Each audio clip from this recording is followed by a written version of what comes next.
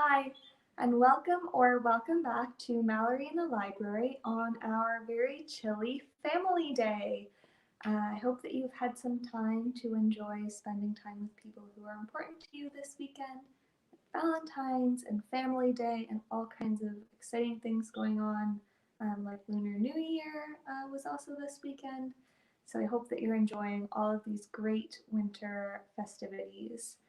Today we're going to continue on our theme of celebrating Black history with stories about music and songs and dancing. So I'll start. We have a few different stories, but I'm going to start with a short story. It's from this great book called Sing Me a Story, Song and Dance Tales from the Caribbean. It's by Grace Hallworth and John Clemenston.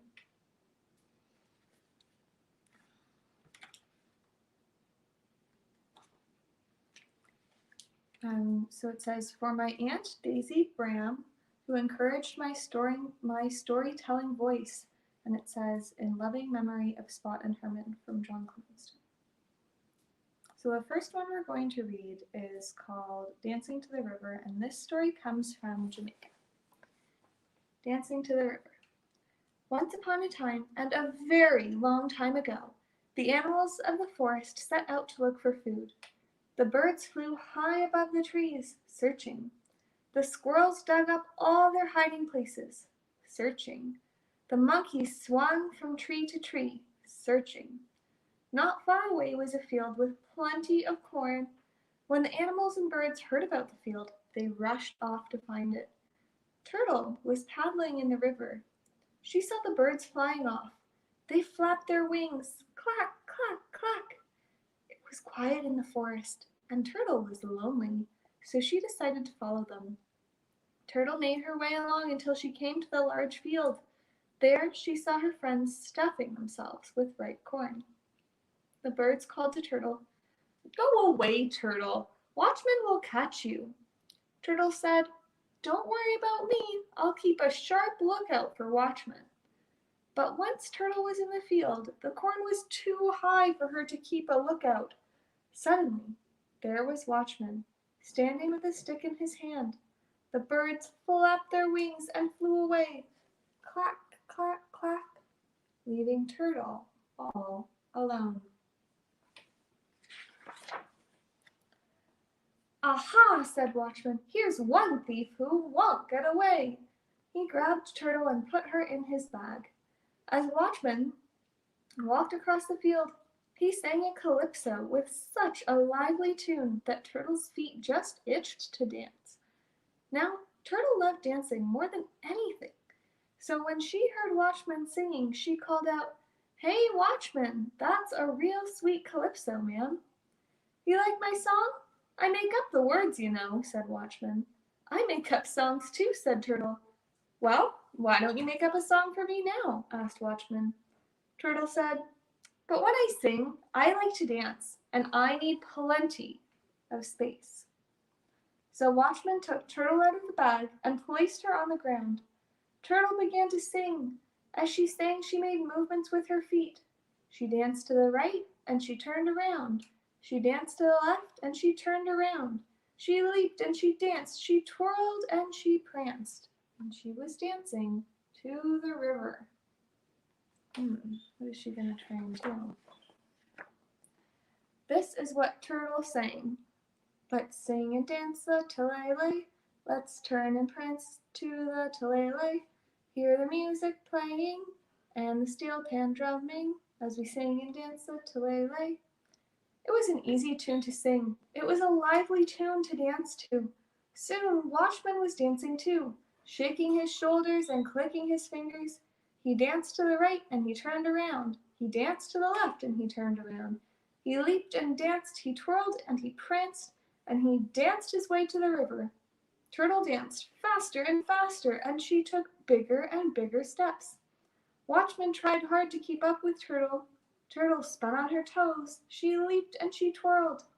Watchman followed every spin and leap and twirl. He didn't notice where Turtle was heading until he heard a loud splash. Turtle had danced to the river and swam away. And then there is a song called the Turtle Song and the Turtles Dance. But that was a very clever way for the turtle to escape. And I'm not going to sing the song because I'm not a very good singer, but maybe that's something that you could look at afterwards.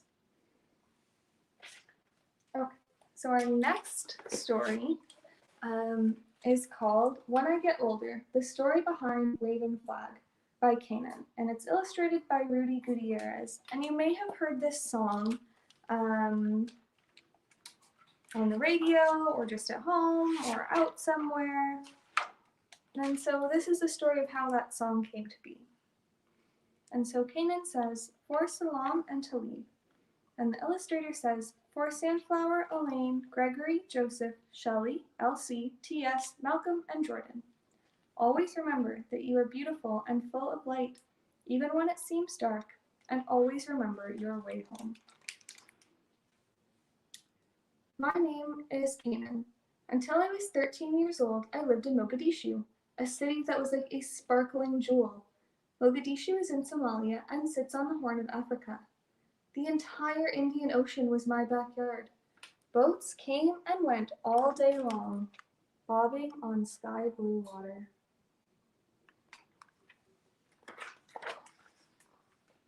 I lived with my mother, my brother and sister, and my grandfather in a bright white stone house in the center of a busy city. My grandfather was one of the most famous poets in all of Somalia. Whenever I didn't feel well, he would recite his poems to me as we watched the sunset. His poems were like medicine. They told the best stories I have ever heard.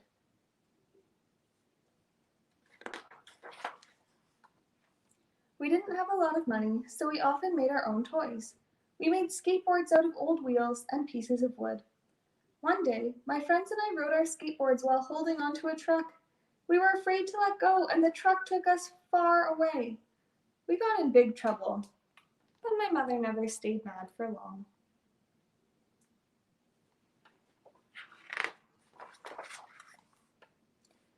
One morning, I woke up to a scary sound, like angry bees coming from the streets outside my window. There was gunfire everywhere. Was this what war sounded like? We couldn't play outside anymore, and everyone was frightened. My grandfather wrote me a short poem, and we read it aloud together. When I get older, I will be stronger, and they'll call me freedom, just like a waving flag.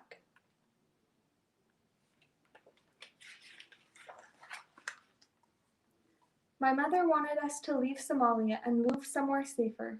Every day, she walked to the government buildings to try and get us the official papers we needed to allow us to live in a new country.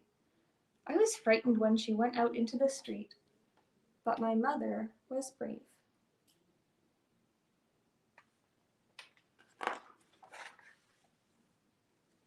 One day, my mother came rushing home with the special papers that would take us across many oceans to America.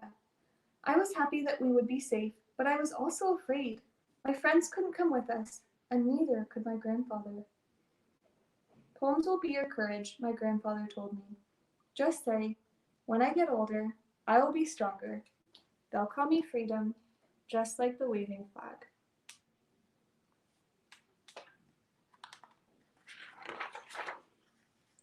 Our new home was New York City. The buildings were as tall as 10,000 men, and the cold wind bit me on the back of my neck. We lived with my uncle in Harlem.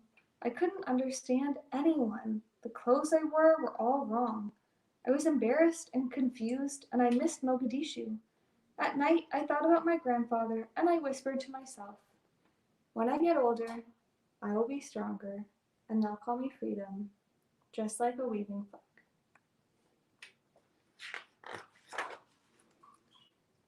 When you come to a new country, you need a lot of papers.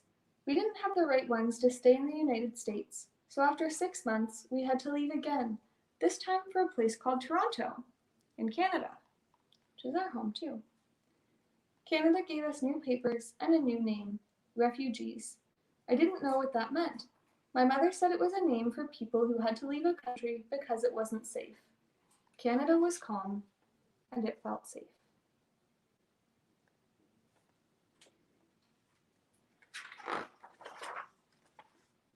On the first day of winter, it snowed. I had never seen snow. I wore sandals to school because I liked how the snow felt on my feet. But everyone laughed at me, and my teacher told me I had to wear boots. It was hard to learn a new language, but by the time the snow melted, my English was getting better.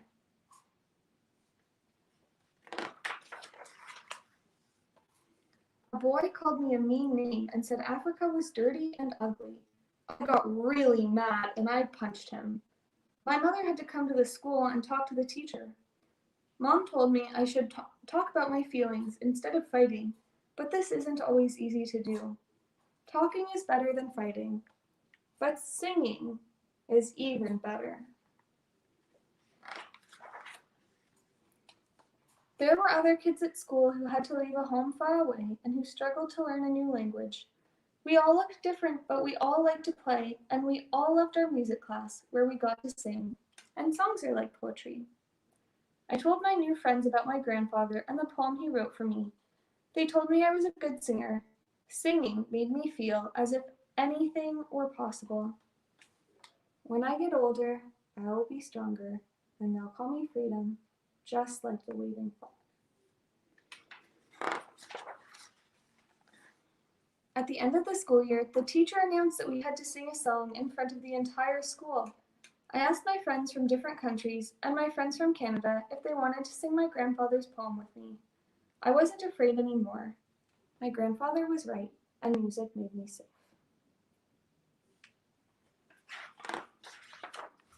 And then these are all the lyrics to the song, but maybe you could ask a parent to help you find that to watch or listen to. And so this is where he came from, all the way here in Somalia, and came all the way to Canada, which is a very long way away. And there is a picture of him.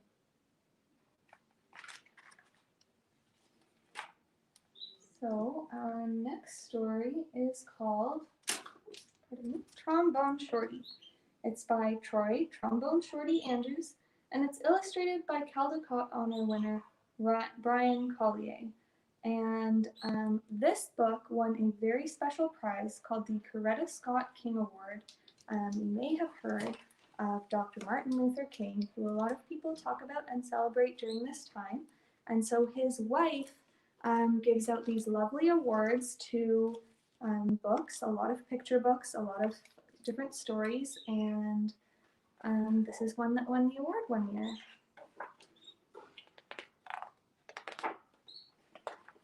And it doesn't have a dedication, but that's okay. Where are you at? Where are you at? We have our own way of living down here in New Orleans, and our own way of talking too. And that's what we like to say when we want to tell a friend hello. So, where are you at? Lots of kids have nicknames, but I want to tell you the story of how I got mine. Just like when you listen to your favorite song, let's start at the beginning, because this is a story about music.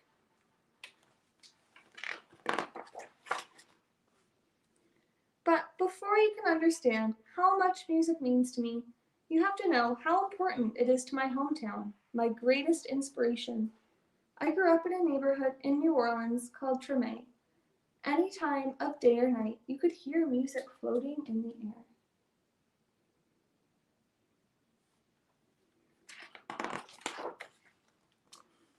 And there was music in my house too. My big brother James played the trumpet so loud you could hear him halfway across town.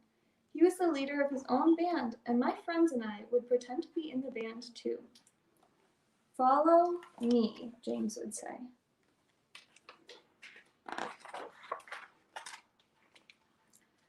There's one time every year that's more exciting than any other. Mardi Gras. Parades filled the street and beaded necklaces are thrown through the air to the crowd.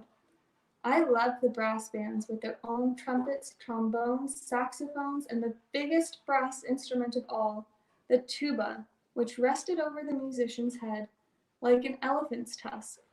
Trunk. Where are you at? Where are you at? The musicians would call.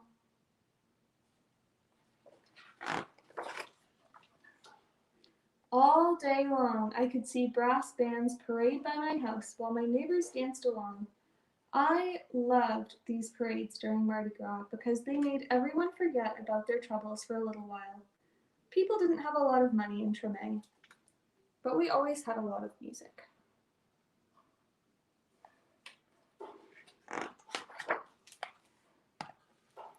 I listened to all these sounds and mixed them together, just like how we make our food. We take one big pot and throw in sausage, crab, shrimp, chicken, vegetables, rice, whatever's in the kitchen, and stir it all together and let it cook. When it's done, it's the most delicious taste you've ever tried. We call it gumbo, and that's what I wanted my music to sound like. Different styles combined to create my own musical gumbo.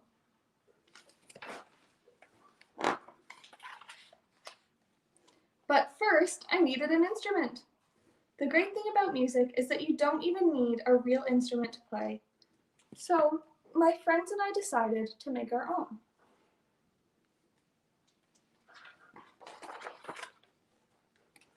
We might have sounded different from the real brass bands, but we felt like the greatest musicians of Tremé. We were making music, and that's all that mattered. Then one day, I found a broken trombone that looked too beaten up to make music anymore. It didn't sound perfect, but finally, with a real instrument in my hand, I was ready to play.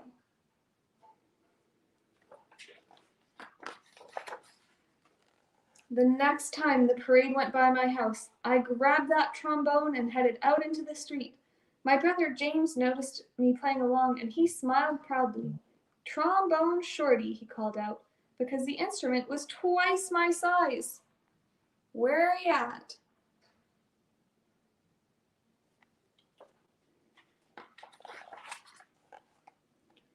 From that day on, everyone called me Trombone Shorty. I took that trombone everywhere I went and never stopped playing. I was so small that sometimes I fell right over to the ground because it was so heavy. But I always got back up, and I learned to hold it up high. I listened to my brother play songs over and over, and I taught myself those songs too. I practiced day and night, and sometimes I fell asleep with my trombone in my hands.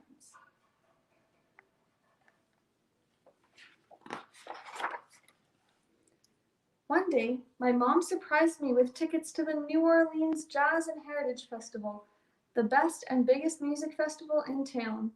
We went to see Bo Diddley, who my mom said was one of the most important musicians of all time.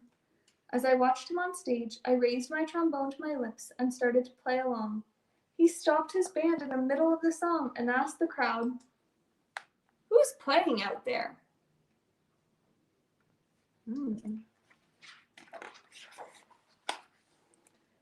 Everyone started pointing, but Bo Diddley couldn't see me because I was the smallest one in the place. So my mom held me up in the air and said, "That's my son, Trombone Shorty." "Well, Trombone Shorty, come on up here," Bo Diddley said.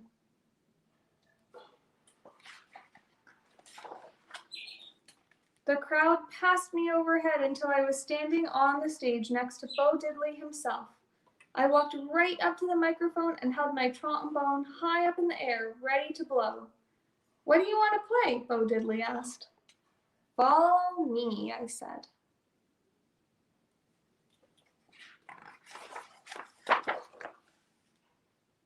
After I played with Bo Diddley, I knew I was ready to have my own band. I got my friends together and we called ourselves the 5 o'clock band, because that's the time we went out to play each day after finishing our homework.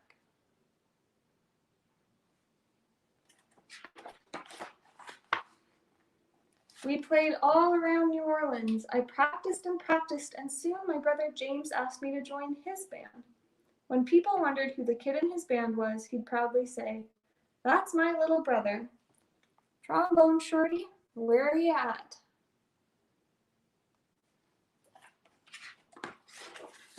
Oops, lost a page there. And now I have my own band called Trombone Shorty in Orleans Avenue, named after a street in Tremé. I've played all around the world, but I always come back to New Orleans. And when I'm home, I make sure to keep my eyes on the younger musicians in town. and to help them out, just like my brother did for me.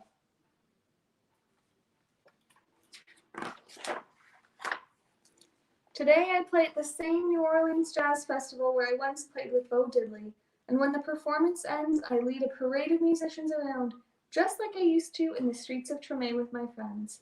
Where you at? Where you at? I still keep my trombone in my hands, and I will never let it go. And so this story is also based on a true person, and here is the picture of him when he got on stage with Bo Diddley. So he was quite a little kid for such a big trombone, and now here he is, all grown up.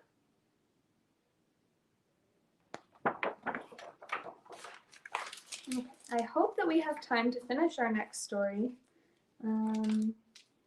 Have to bear with me if we don't, or we'll just finish it and see what happens. So this next one is about another real person, and she is called Ella Fitzgerald, The Tale of a Vocal Virtuosa. This is by Andrea Davis Pinkney and Brian Pinkney.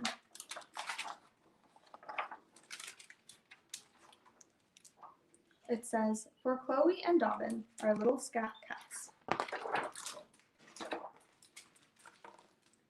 You may think I look like any other cat, but baby, I'm in a class all by myself. Scat Cat's my name, Scat Cat Monroe, a name I've earned. I got my name from knowing Ella Fitzgerald, the queen of scat. What's scat, you ask? Scat's the sound that don't hold back. Ella's sound, that was scat. Singing so supreme, music's velvet ribbon dream. Let me tell you Ella's story, 'cause you see, I was there from the get-go. I saw it all, me, Scat Cat Monroe. I watched Ella grow from a small town girl to the first lady of song, to a vocal virtuosa, bar none. So sit back, listen up, here's 4 tracks, cut to cut. Here's how Ella got her sound, got her silken silver style, got her Lady Ella Scat. Track 1, Boofin' in Harlem. The child's name was Ella. She was a big-boned girl with dreams of becoming a dancer. But there weren't many dance schools in Yonkers, New York, the little city where Ella Fitzgerald and her mother, Tempe, lived. Ella had her heart set on pretty stepping her way to fame, and she didn't need a dance school to do it. She taught herself how to tap dance. Determination was her teacher, the sidewalk was her stage, and imagination was her spotlight. In time, Ella and her friends took to performing on street corners.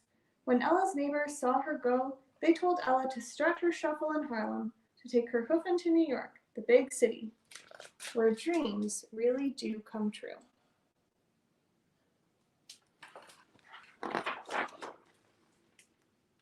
That's when Harlem became Ella's... Oh, I think we missed a page.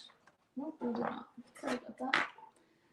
That's when Harlem became Ella's stomping ground. On the night of November 21st, 1934, Ella entered a talent contest at the Apollo Theater.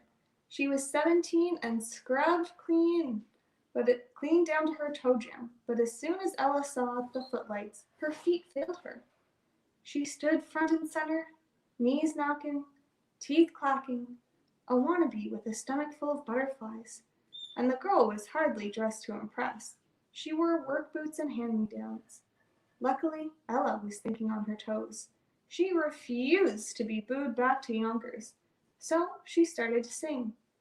At first, her voice came out as quiet as a whisper, a measly little hiss, soft as a cricket. But when the band joined in, Ella rolled out a tune sweet enough to bake. She won the contest straight up, kicked her dance dreams to the curb, and pinned all her hopes on becoming a singer.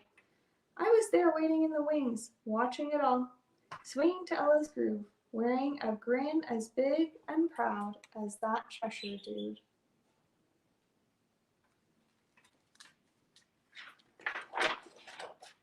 Track 2, Jammin' at Yale. Soon Ella had audiences eating out of her hand. She went on to win talent showcases all over Harlem. In 1935, the Harlem Opera House signed her as a featured singer. One night, Bardou Ali, the master of ceremonies, for the Chick Webb Orchestra saw Ella perform. That's when Bardou knew that Chick needed Ella, and that Ella needed Chick, that the two of them could make beautiful music together. But you see, Chick was a finicky bird, easy to ruffle, hard to please, a perfectionist. He was a jazz drummer who liked his music hot. Swing music was Chick's style, cut the rug rhythms that put the pulse to the party. He believed folks came to hear the instruments in his band, not some singer. Besides, he already had a singer for his orchestra, a guy named Charlie Linton. What Chick didn't know was that Ella's voice was its own instrument.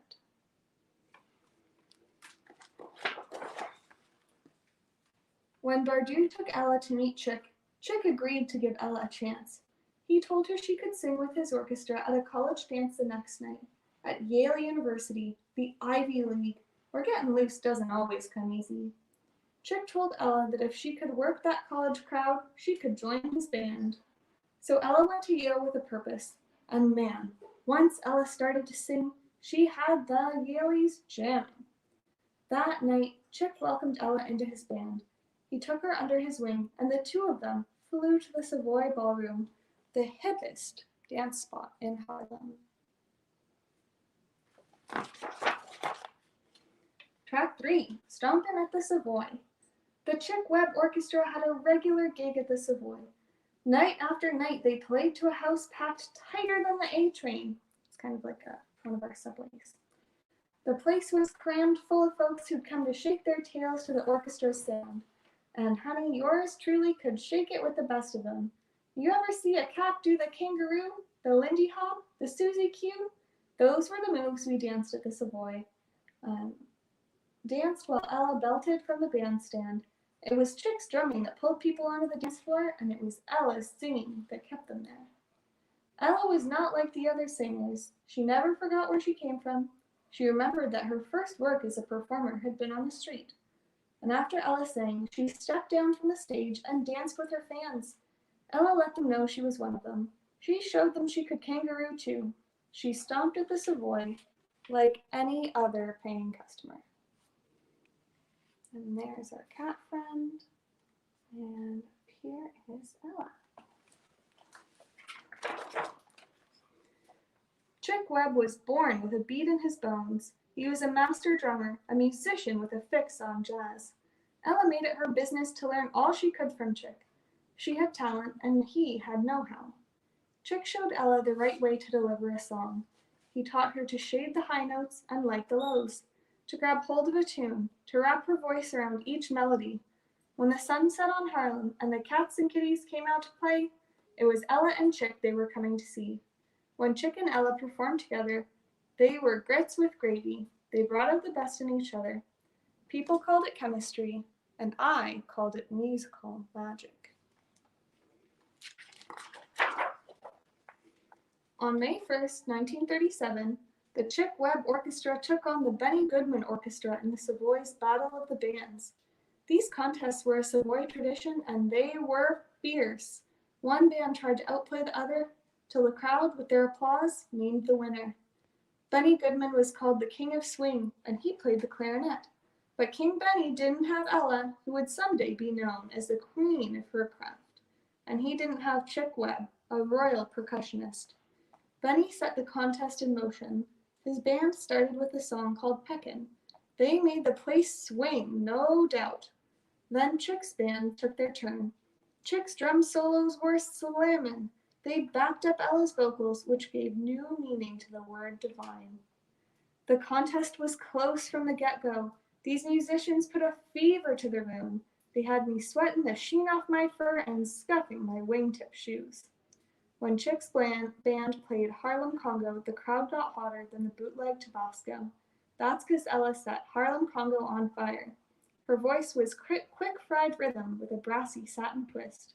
She sizzled with Chick's cymbals, busted loose with the bongos. She tamed the crowd while Chick played his timpani. And that isn't all. Ella worked the downbeat, and she milked the backbeat. She sang like tomorrow wasn't ever gonna come. 4,000 people filled the Savoy Ballroom that night, and the contest lasted 5 hours. When it was done, everyone knew who was boss. Track 4, Carnegie Hall Scat. The Savoy was Ella's stepping stone. Thanks to nightly radio broadcasts from the club, Ella was the name on everybody's lips. Ella took the Chick Webb Orchestra to new heights. She was the orchestra's star attraction. Nightclub owners had to wait in line to book the band. Some of them had never had a black singer perform at their clubs. Ella's popularity showed them that a true star has no color, it just shines. Ella could even put stardust in a ditty. In 1938, she and Al Feldman, a member of Chick's band, wrote and recorded A Tisket, a Tasket. When you're an alley cat like me, you hear all kinds of hopscotch chatter and jump rope jive. A Tisket, a Tasket wasn't anything more than a nursery rhyme, chanted a million times a day by kiddies from Sugar Hill to Hollywood. But to hear Ella swing that brown and yellow basket was a whole nother thing. A Tisket, a Tasket was a smash hit. In time, folks came to call the song a jitterbug spiritual.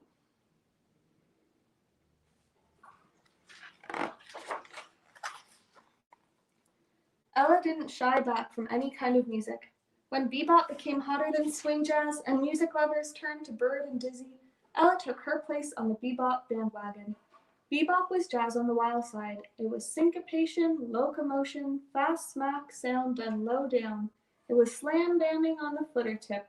It was ham hock jabber fever pitch. Dizzy Gillespie was bebop's main man. He turned jazz on its head. With his trumpet, he could blow notes into backflips, into flatted fifths, into popcorn blips that flung free from his horn. Dizzy asked Ella to join his band. He invited Ella to give bebop a try, to improvise, to sing the ping-pong rhythms that gave bebop its sound.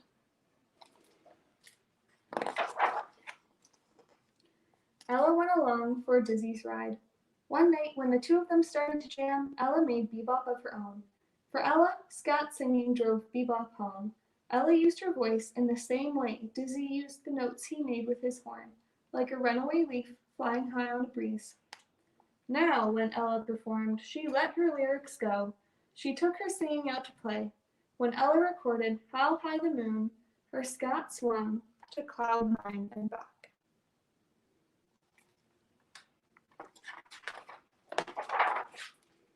On September 29, 1947, Ella and Dizzy headlined a sold-out performance at Carnegie Hall. They brought bebop to a high and mighty concert stage, but the show was very fun. Dizzy's trumpet chirped, it zipped, it sputtered in double-time tempo, and Ella's singing hung fast to Dizzy's rhythm, and Dizzy bounced his beat to Ella, and Ella shot him back her scat. Man, those two were making up music in the moment. It was invention. It was frolic. It was cooler than cool. Ella put scat on the map. When she and Dizzy threw down their skippity-hop, doo-dee-bop, every soul in the place slipped into the jam.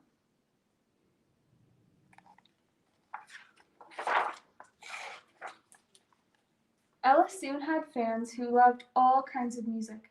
They came to call Ella by many names: the Queen of Scat, the First Lady of Song, and a vocal virtuosa. Now I'm the keeper of Ella's flame, the teller of her tale, the Scat Cat. So don't be fooled by phony felines. A cat by any other name is not the same. Take it from me, Scat Cat Monroe. I was there with Ella from the get-go. So thank you for staying a few minutes past our usual time to listen to this story about Ella Fitzgerald. If you can look up her songs too, I think you might enjoy listening to the songs of Ella Fitzgerald and Kanan and Trombone Shorty too. So thank you so much for sticking around for our stories this afternoon.